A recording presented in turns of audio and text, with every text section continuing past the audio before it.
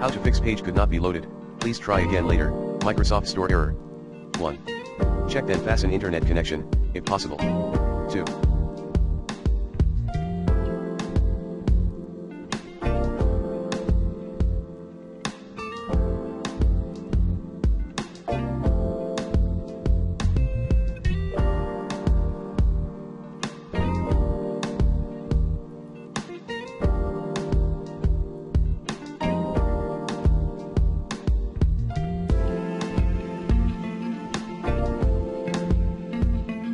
Disable any active VPN and proxy server.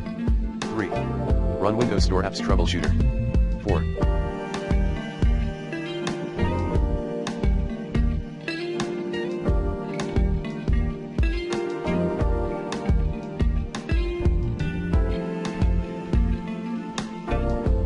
4. Sign out and relog into Microsoft account.